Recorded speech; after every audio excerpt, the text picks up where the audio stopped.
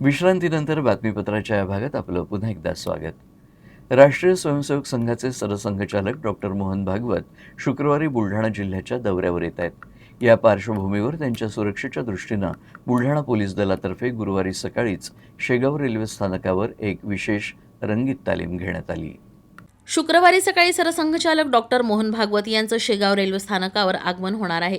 त्यांच्या स्वागताची आणि सुरक्षेची पूर्वतयारी म्हणून आज सकाळी 5:40 शेगाव स्थानकावर मुंबई हावडा मेल येताच पोलिसांनी प्रत्यक्ष सुरक्षेचं प्रात्यक्षिक केलं। या रंगीत तालमीत बुलढाणा येथील पोलीस दलासह विविध सुरक्षा यंत्रणांचे 191 पोलीस कर्मचारी आणि अधिकारी सहभागी झाले होते। बुलढाण्याचे पोलीस अधीक्षक नितीन तांबे, अतिरिक्त पोलीस अधीक्षक पियुष जगताप, देऊळगाव राजाचे उपविभागीय पोलीस अधिकारी धोत्रे, उपविभागीय पोलीस अधिकारी प्रदीप पाटील, रेल्वे सुरक्षा बलाचे ठाणेदार एस हरणे तसंच रेल्वे पोलीस सहाय्यक निरीक्षक विवेकानंद राळेभात आणि केंद्रीय औद्योगिक सुरक्षा बलाचे 13 जवान या मोहिमेत सहभागी झाले। खबरदारीचा उपाय म्हणून बॉम्ब शोधक आणि नाशक पथकानंही स्थानिक परिसराची कसून पाहणी केली।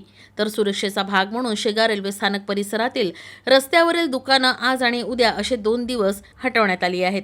सरसंघचालकांना व्हीव्हीआयपी दर्जाची सुरक्षा असल्यानं कोणतीही गफलत किंवा अनुचित प्रकार घडू नये यासाठी पोलीस प्रशासनाकडून स्थानिक दुकानदारांना 2 दिवस व्यवसाय बंद ठेवण्याच्या सूचना देण्यात आल्या आहेत। उद्या सकाळी शेगावात आगमन झाल्यानंतर डॉक्टर मोहन भागवत आपल्या एका परिचितेच्या निवासस्थानी भेट देतील। त्यानंतर श्री संत गजानन महाराज मंदिरात दर्शन घेऊन ते खामगाव येथील कार्यक्रमासाठी रवाना होतील। खामगावात रात्री मुक्काम केल्यानंतर दुसऱ्या दिवशी ते नागपूरकडे प्रस्थान करतील।